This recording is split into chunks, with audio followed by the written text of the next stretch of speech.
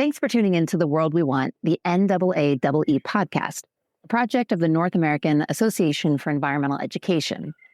If these episodes resonate with you, after the podcast, check out our website, which contains opportunities for professional development, resources for educators and administrators, and guidance on how you can incorporate environmental education into a broader teaching strategy. Visit us at NAAEE.org/podcast. And thanks for listening.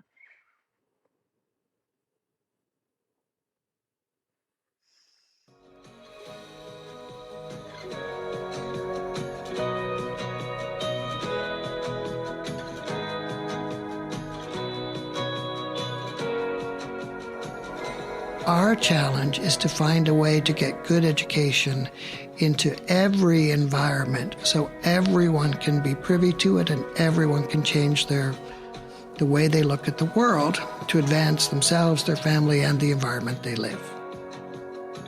Hi, I'm Gerry Ellis, host of The World We Want, the NAAEE Podcast. Those were the words of my guest, Sean Southey. For Sean, nature-based education is more than a passion. Like the environment itself, it's a living vision he is immersed in. He sees it as a world where every child has the opportunity to fall in love with nature, where classrooms venture beyond the four walls into forests, parks, wetlands, and streams that surround them, where environmental education isn't just a subject squeezed into another hour in the week, but a way of communicating that transforms how we see ourselves and our place in the world. He is a thoughtful crusader for a more nature-based planet. It's a path that began with the simple realization that if we want to change the world, we need to change our hearts first. Sean Southey is the CEO of the Canadian Wildlife Federation, but he brings a unique perspective shaped by years of policy work as the chair of IUCN's Commission on Education and Communication. That work deepened his understanding of how culture is formed and transforms our nature. Sean offers both a practical wisdom and an inspiring hope for educators, parents, and anyone who believes in the power of connection to create a more sustainable and caring future. My conversation with Sean reveals both the intimate and the systemic work required to build the world we want. The World We Want podcast is a production of NAAEE, the North American Association for Environmental Education. Learn more about our commitment to creating a more just and sustainable future and connect with environmental educators from around the world by visiting our website at NAAEE.org. And now, my conversation with Sean Southey. Hi, Sean, and welcome to The World We Want. It's an absolute pleasure to be here. I wanted to start with, you have such a diverse background and you have so many experiences and experienced so many things. Why environmental education is of interest? I mean, because it sounds like when I did the research on you, it seemed to be social justice, social change. Most people would say, well, how does that link to environmental education? So I think each of us go through a different elaborate journey to find the things we love. And I actually started as an environmental economist, of all things, probably because my dad was a professor of economics and it was very easy to me. But then I very quickly learned I didn't like economics. And I moved from economics into policy, which is that process of engaging people in complex decisions to get the best out of any situation. And I loved policy. But I was invited to join the UN, and I went to Africa and Malawi, and I lived in Malawi for 2 years, and I began to do environmental programming, still drawing on those same skills from policy work that allow you to talk to different people, hear them, listen to them, and push forward a thoughtful agenda that is good for the environment and good for people. But after a long time of doing this, I went, the UN is really beautiful, but they do sing to the choir a lot. And if we really want to change the world, we need to talk to everyday people and engage them in the work of looking at their context, their world, and fixing it themselves. So I became fascinated by culture. How is culture formed? How is culture made? And the deeper you go, the more you realize that culture is local. It's not national. It's not regional. It's not global. It's hyper-local. And it's hugely informed by your family, your parents, your church, your mosque, your synagogue. But it's really informed by school, your education. And, we know there's formal, informal, and non-formal education. Each of these touches us and motivates us in different ways. But I became fascinated by the place that democratizes learning. And that's formal education. And this place we live in now, which is our planet, is highly bubbled. You're in a cocoon of the messages of your community. And those voices are totally divided. And people who are born into one bubble stay in that bubble. Education is the one place where we democratize learning, where we reach everyone with the same message. So to create a culture of conservation, a culture of education, a culture of environment, and a cultivation of care, we need to be looking at the way we educate in all its many beautiful forms. Now you've got me going off in 5 different directions, all in that one intro. Let's stick with education for a minute, though. The democratization of education, is it really? I mean, the opportunity says it is, but does it really filter down in such a way that it reaches people in a democratic way? So what I mean is that we learn from different sources. We learn from the informal sources around us, our parents, our church. We learn from the non-formal spaces, our clubs, our associations, and we learn from school. Regardless of your socioeconomic background, regardless of your religion, regardless of your parents' beliefs, when you go to school, you hear the same thing as your neighbor. So if there is good education in that context, it's an opportunity for all. That doesn't mean that there's good information and good education in every context. It means it's equal to everyone in that context. Our challenge is to find a way to get good education into every environment so everyone can be privy to it and everyone can change the way they look at the world to advance themselves, their family, and the environment they live. What drove the question was because I think of David Orr's writings, for example, and talking about that education and the balance of it. That's where maybe we should make the distinction. There's a difference in all of them getting the same information versus what that information is that they're getting. How do we change that education to ensure that not only is everybody getting the same access and same information, but the information that we do give them incorporates the kinds of things that they need so that they are capable of being balanced thinking individuals? So you've asked a holy grail of questions. How do we reach people with the right information in the right time, in the right space to allow them to do the right thing? And there is no simple silver bullet answer. But we do know there's some things you can do that make it much more likely that success will happen. The first one for me is recognizing the power of love, the power of connection.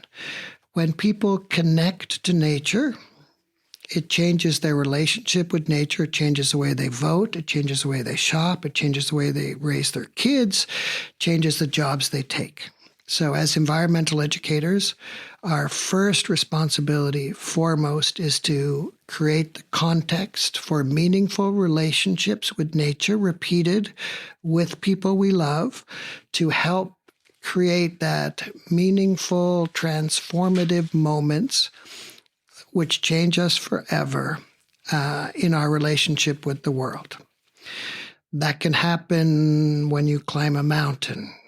It can happen when you look underwater for the first time. It's often connected to place, and it's mostly connected to authority figures, parental figures, that we respect and love. That was the first question from there that popped in my mind was, how much does it rely on the trust we have in those figures who introduce us to that experience? So for maybe a decade, I've been starting every workshop that I ran with the simple opening question of, when did you fall in love with nature?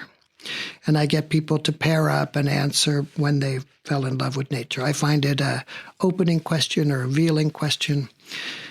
And over time, I became fascinated by the answers. Indigenous people often went, that's a stupid question. I've always been in love with nature.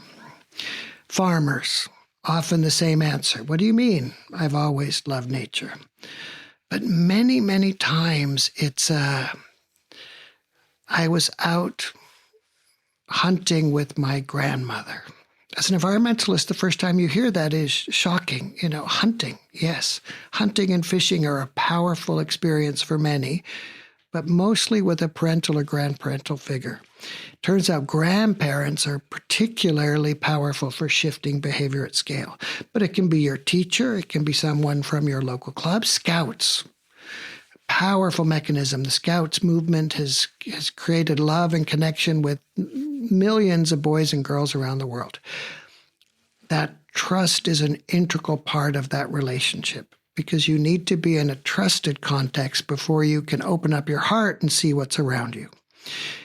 This is why some of my favorite programs I've ever seen around the world are programs like Outdoor Grannies in Colombia that grandmothers take their grandkids outside. They learn about nature, they take their grandchildren out, and they experience together that work, and it turns out to be a powerful, transformative experience for both. So trust is critical, repeated exposures is critical, transformative moments, which are often take place in new spaces, your first time to see the sea, or in repeated spaces. I went to that stream as an 8-year-old and I made dams and I played with frogs and small fish. Those are the experiences that transform us. And good environmental education builds on this understanding and institutionalizes it and creates moments repeated where it can be made again and again for the student and the teacher. I think one of the things that's been so frustrating to me over the years is when I've watched education in different settings is that it seems to always be a punctuation to the rest of life. And we see that when we're working with NGOs in Africa or Borneo or we're working with schools in the US, Canada. They'll bring somebody in or they'll give it an hour once a week, and it's this punctuation. And I liken it to learning a foreign language. You can't learn a foreign language with a punctuation mark once every 3 months or once a year or something. You have to be immersed in it. And I'm constantly perplexed at why we haven't figured out how to create an immersion of environmental education. You and I are both old enough to remember when we were young, our parents literally threw us outside at 8 in the morning, and we came back at 9 or 10 at night. That was an immersive experience. We were outside, we were dirty, we were playing, we were with our friends, we hurt ourselves, we fell down, we discovered things. There was wild play. Turns out those are the ingredients to understand and connect to your environment. But if we look at the social pressures of the last 50 years, and Richard Louv and others speak about this, the danger phenomena, the fear that's created in a parent now, those have created this barrier between a child's comfort outside, therefore their immersion outside, and the experience. If we take a deep breath and we look at the data, however, when you have that continued immersive experience in nature, your learning outcomes get better, your health outcomes get better, your empathy, anxiety, your trauma all go down. There's no question that the nature RX phenomena works. It works for children, it works for older people. Nature is an incredible healer. Nature is also a teacher. It's also a classroom. It is a soother, a calmer, and a stimulator. So what I'm advocating a lot more for is to recognize that we need more nature in the classroom, and we need to put the classroom more into nature. It's a very simple but profound idea, and the best ideas are both simple and profound. How do you then, going back to what we began with communication, how do you communicate that then to an audience that's buried in the pedagogy of education, that's buried in the formula of it, which is built on a whole different approach to it? I mean, I think back on a teacher that I had in a grade school, and he loved to take his classes out and sit in the playground, the grasses and trees, and he would hold class out there. He eventually got fired because that's not how you do this. That's not how you teach. I mean, and every student he had remembers him, and this is like 4th grade. And if it resonates so, why has it been so difficult? So it's a sad story you tell, because that's a great teacher. And the students remember that teacher, and they connect to that teacher because they connected to that experience, which was different and outside. I happened to Google today with someone how many teachers there are on the planet. Do you have any idea of how many there are? I have no clue. None. The internet pops up the number 97.3 million. Almost 100 million teachers, each going through school to learn to teach. Each of those schools are now teaching a certain way based on a core teaching model that's becoming increasingly centralized, not increasingly decentralized. The goalposts are getting smaller. The learner outcomes are getting narrower. What good looks like is becoming more and more defined by the business of education. And if we want to take a deep breath and reflect why is there less nature, we have to recognize that means there's more of something else. And I think that's pressure to succeed in a business-based world where outcomes are measured by grades, because grades get you into the right school, colleges get you into the right profession, professions get you in the right field, and we fetishize the fields that give us the most money. So we've got a relatively broken system from the way we teach to the way we measure success. If you get young kids outside and they connect to nature, it changes what that career path looks like. I told you before the story that I've started every workshop when did you fall in love with nature? So as an experiment, I did this at a workshop on health-related issues. And I didn't get any answers. They didn't fall in love with the nature the same way because they were health professionals. And it made me realize that the reason I was getting great stories from our field in environment was because they were there because they fell in love. And that's the way we can transform the education paradigm, is having that intimate connection, because then people self-define what success looks like differently. And if you decide, I want to be a marine biologist, and I'm willing to take a 30% reduction in salary because I'm going to spend my life looking at fish that I love, that's a beautiful alternative path. But it's only going to happen if you played with fish when you were young and fell in love with those fish. So one of the avenues is connection and love. It's not the only avenue, but it's a good one. Passion is the word that comes to mind. If you develop that passion for something, then you're willing, it doesn't matter. You're going to do it anyway, and you're going to find a way to work your way through. Success isn't going to have the same value. I'm thinking back to your story of the poor man who did a great job and was fired. One of my other worries is that we see environmental educators as that cute man, woman down the corridor, last room on the left, who spends all his time just talking to kids. Just talking to kids.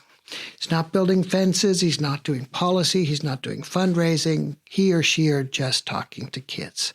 We've underestimated this entire profession. We've underestimated the importance of it. And in doing so, they each feel marginalized and they each feel alone. And there's no connective tissue between this community to lift them and reinforce their work, to create sharing and opportunities. And when there's only one or two in a school, in an NGO, in an organization, there's not critical mass to feel connected to something bigger. So one of the things we need to do is create that mycelium across the community where every official or unofficial environmental educator feels connected to that vision, understands what they're doing, is reinforced in the way they undertake their craft, is continuously learning, being challenged. Whether they're rewarded in a financial way or not, they feel rewarded for their work.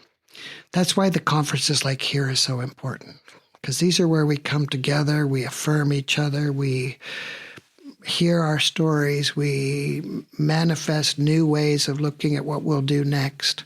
That's why I love, many people question conferences these days, but this is for me where the relationships and the work really happens.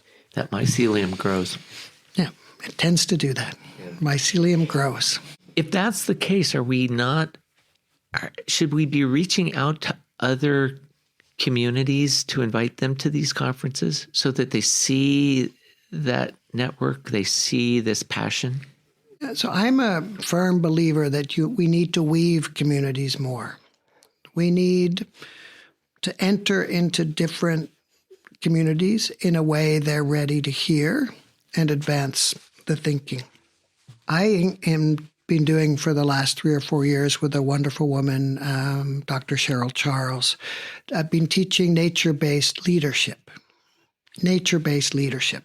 We don't think of leadership as being nature-based, but everyone wants to be a leader.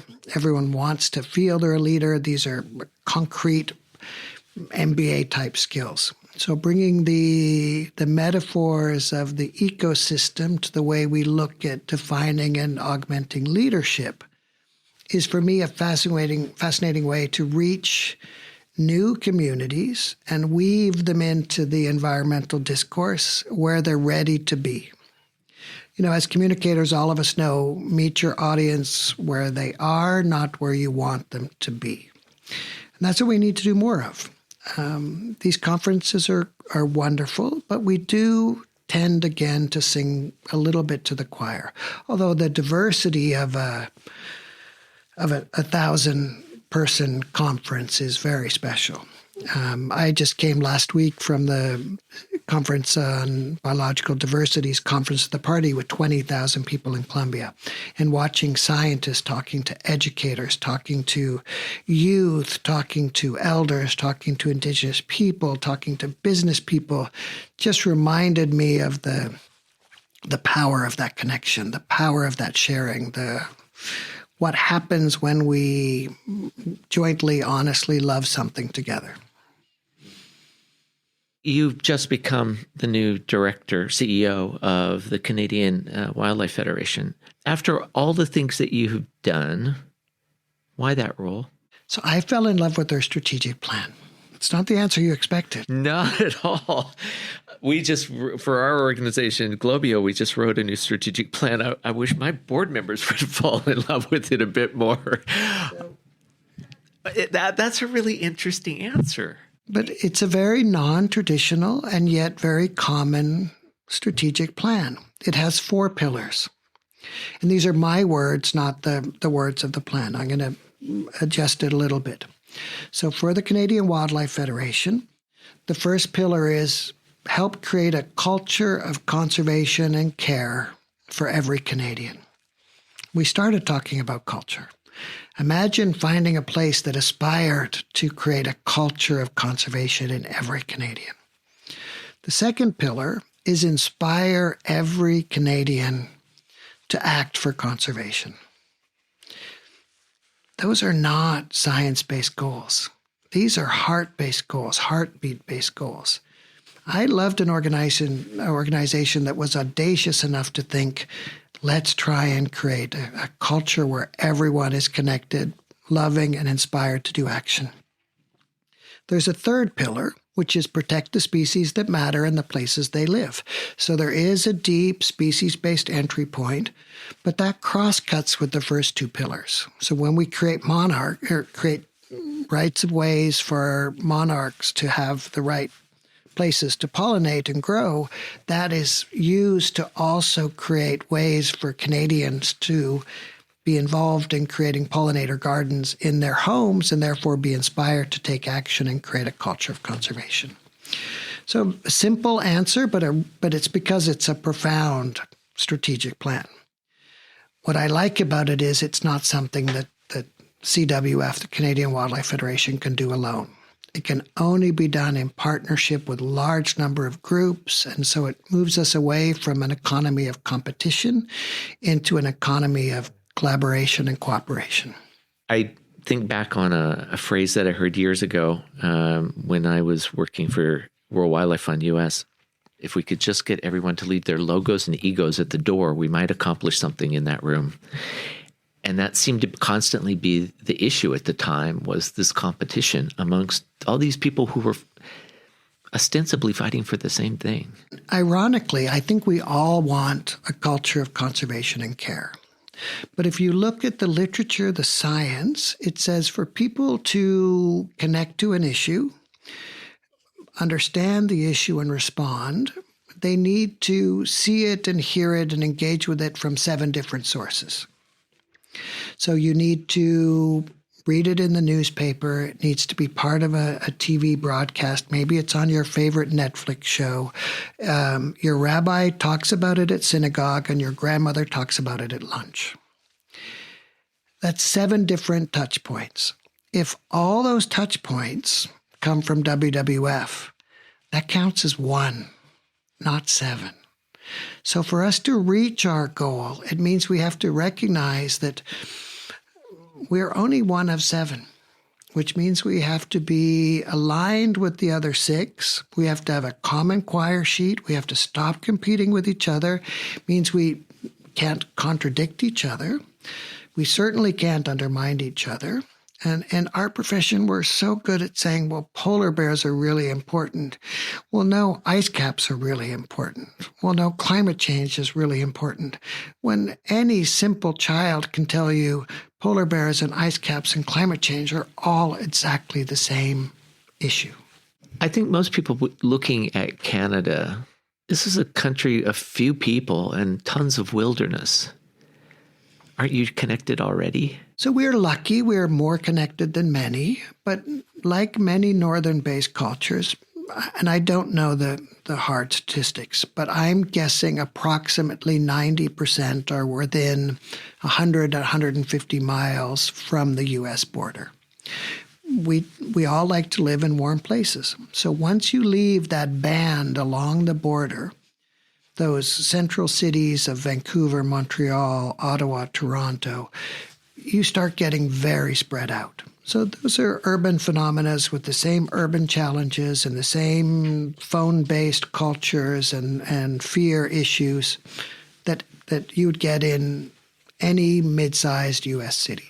So let's not think that Canada, everyone's out living in rural environments. If you go out of that band, you meet many Canadians who are inherently connected to and deeply connected to nature, as is anyone who wakes up every morning and experiences it outside every day. If you drive or walk, 30 minutes through nature to get to your school or your work, I believe you have a completely different relationship than if you get on a bus or your car and go through a city landscape.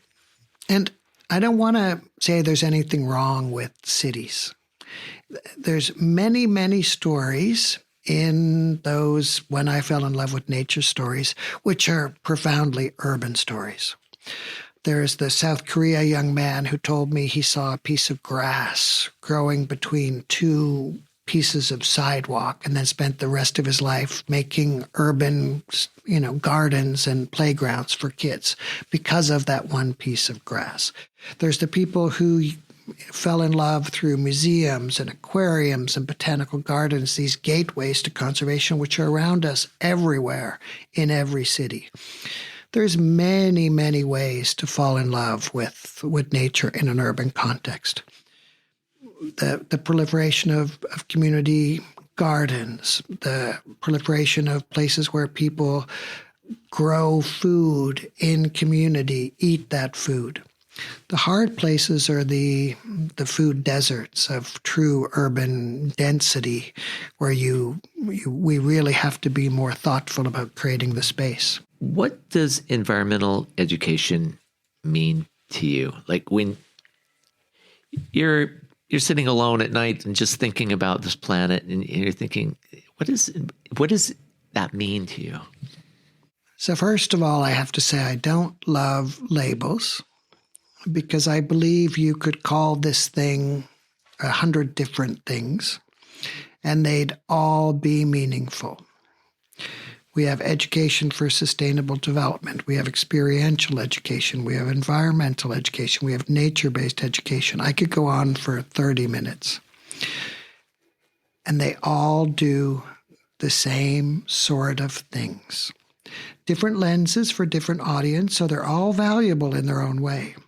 And the biggest umbrella term, which captures the most of them, is environmental education. For me, environmental education is using the environment to help people love the environment and act for the environment. Because education is the process, so it's a two-way street. How do we recognize the power, the force of the environment, nature? I like the word nature more than environment. So how do we use and recognize nature as the classroom and the teacher to change the way we look at nature? Because frankly, we are all nature. And so it's a self-reflexive, internal rebalancing of your relationship with the planet. And that's what good environmental education does. It just connects you through education, which is a process of learning and engaging, back to nature, back to home.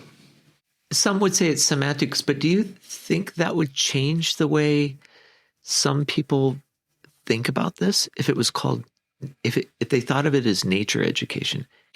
So in my work in IUCN, where I chair a commission on education communication, we're actually using the term often nature-based education. And it's done because it's targeting a different audience.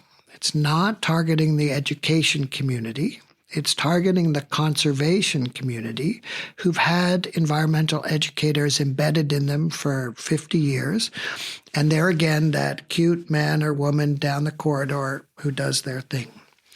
And we want to shock that paradigm and have them realize that nature is, in fact, a profound learning space, a profound learning experience. Sometimes you frankly need a new name for something to get people to look at it again. That doesn't make environmental education any less important or any less valid. It is the biggest name for this. But again, meet your audience where they are. What is the name you can give this that makes the right actions happen as likely as possible? Make it easy to do good behavior. So let's learn from them all, recognize them all, applaud them all, and weave those communities so the best learning comes out of each. The profound, simple answer is we are nature. We really are. We are beautiful animals, but we're animals. I think the last 1,000 years have profoundly disconnected us from our sense of nature. And there's been a lot of forces that have done that. The entire Industrial Revolution, the industrialized education format. And let's keep in mind, education wasn't created at first to empower and liberate. It was created to prepare people to go into factories and work. Sometimes I worry we never grew beyond that. We're still preparing people to go into factories and work.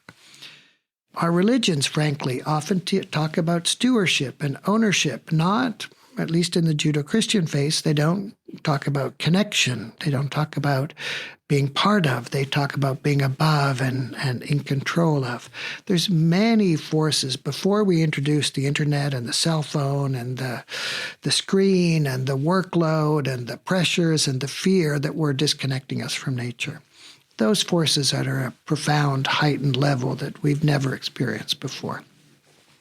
Digital natives these days are comfortable on an iPad at the age of 2.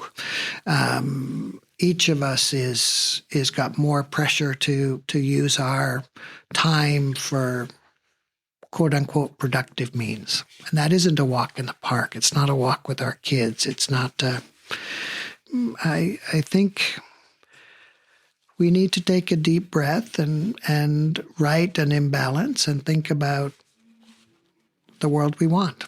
And the world we want for me is a simple world where we are connected to nature, where we love it, where it's part of our lives, where we introduce our kids to it, where we nourish it, where we take care of it, where it is a cultural part of who we are and what our communities are. That means we can't be afraid of it, or we have to be appropriately afraid of it. It means our teachers need to be comfortable in it. It means our curriculum needs to be built around it. It means our classrooms need to be green. It means our experiences after school have to look at more than a keyboard. And all that's not that hard. And in fact, we know it works.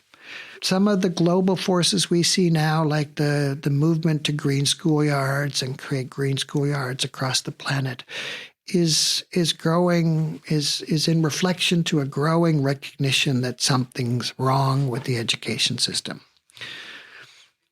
That being said, the forces of productivity are still probably winning over the forces of greening.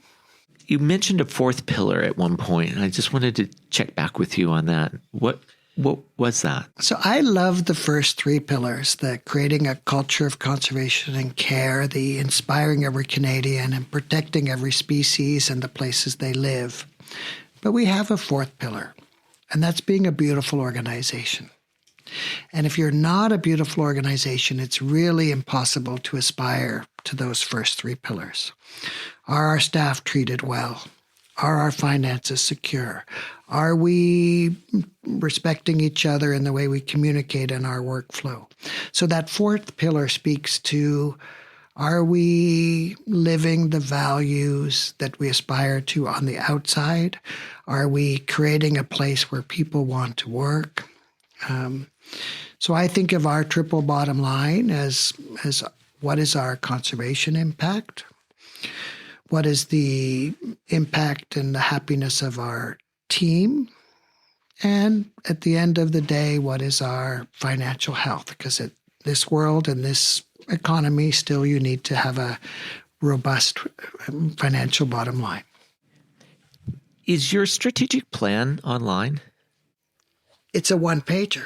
It's a visual thing. It's so one of my challenges is it's a one-page strategic plan. It's just the pillars, which is great. And it's a year old. It's a 5-year plan. But one of the beautiful things as a new CEO is I get to come in and help create the narrative around how we're going to get there.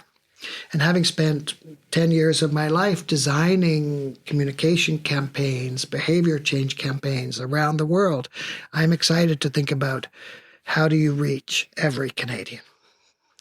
And we're complicated. We're beautifully complicated. We have 500,000 new immigrants a year coming from countries far and wide. We have rural populations who live completely different realities. Vancouver is a different culture and center of gravity than Toronto, to say nothing of going out to PEI in Nova Scotia. So that complexity is beautiful, but it creates an interesting challenge if you want to reach every Canadian. Sean, Nature for All Can we talk about that for a minute? Well, we have been talking about it. Okay. We've been talking about love and connection, and we in my IUCN family community realized that we needed to have a platform, a campaign, a program, a space for the groups who believe in this theory of change, this connection theory of change, this love theory of change, to share best practices and to learn from each other. We created 8 years ago a program called Nature for All, and you can find it at www.natureforall.global, and it's now got 600 partner organizations. From around the world. From around the world, literally from around the world. It's those outdoor grannies in Colombia we talked about, to learn to camp here in Canada, where Parks Canada helps new immigrants learn to go outside, to programs in Mauritius or India, which get young students out in nature. And the concept is very simple. We look to the community for innovations and insights. We surface best practice, we codify that best practice, and then we connect people in that mycelium model so they can find like-minded groups, like-minded ideas, and build and riff off each other's work. If there's an Outdoors Grannies Colombia, couldn't there be an Outdoor Granny program in Madagascar, in Mongolia, in Peru? If there's an Learn to Camp here in Canada, what about Austria? We're finding the number of groups that believe in the power of connection is quite remarkable. So I encourage you to look at it, learn from it, play with it, share your resources, and encourage others to get involved. It's all free. Just out of curiosity, how those 600 organizations, how many human beings are they touching? So it's a really fascinating question, because even after 8 years, we've never done a particularly good job of the metrics. And that speaks a little bit to our culture, where we focused on the core belief that connection is good and not being as worried about the numbers. But I've been fascinated by this question for a long time. We have some huge partners in there. Groups like Conservation International with 1,000 staff and $1 billion budgets. IUCN with 1,000 staff, 45 country offices, 17,000 experts across 7 commissions. Small mom and pop shops out in the world. I'm guessing across these 600 organizations, you're talking hundreds of millions of touch points on a monthly basis, because all of these groups are connecting people to nature in their own way. The reason I ask is because we constantly are bombarded about the negative side of what's happening to our planet. And I think what you gave us right there is a reason we should celebrate, that hundreds of millions of people are silently, well, hopefully vocally in their own communities, but silently behind this media wall, going about trying to build a better planet, trying to build a world we want. So it's actually super interesting you say that, because the Nature for All was created based out of an insight that IUCN had 15 years ago. And it was, again, profound but simple. The power of love, not lost messaging. Love, not loss. Turns out if you look at all the data, loss disconnects you. Fear, anxiety, scare tactics, the last polar bear, the climate change is coming, your children are in trouble. They're good for a short-term emotive response. They're not good for a new connection to long-term social norms and behaviors. Love is the way to manifest long-term behavior change. The data says it, the research says it, and if you look at the way many organizations now do their messaging, we no longer see those starving children, those sick animals as the frontline messaging. We see messages of hope, messages of optimism, messages of inspiration, because those are the ones, and we're learning it as a collective communication community, that truly manifest change. Sean, thank you so much for this. I for giving a voice to everything that you've been talking about. It's really nice. And I think people are really going to love this podcast this particular episode, because I think it's going to make them reconnect to the way they think about nature education. So thank you. Thank you. It's actually quite liberating to talk about it. It would be really interesting if everyone did a podcast and everyone talked about their connection to nature. It would probably be quite a transformative experience for most of us. So thank you. Sean, once again, thank you so much. I really, really appreciate this. It's a real pleasure. Thank you. I want to thank Sean for sitting down and sharing his deeply personal and passionate perspective on nature-based education. You can discover more on our website at NAAEE.org/podcast. And there you'll find a blog and links to a wealth of EE resources. As you've just heard, environmental education is like a river that runs through all of us. To explore every bend in that river, subscribe to the World We Want podcast.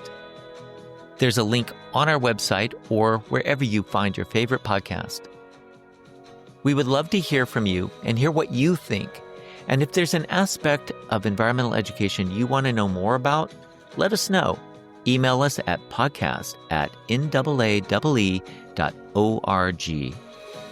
The World We Want podcast is a production of NAAEE, the North American Association for Environmental Education. I'd like to send out a special thanks to our entire team: Carrie Albright, Judy Browse, Jimena Cuenca, and Stacy Pierpoint. And a special thanks to you for being a part of the World We Want. We hope our conversations on the World We Want lead you to take action in your own world every day. I'm Gerry Ellis. Thanks for listening, and thanks for sharing the World We Want, the NAAEE podcast.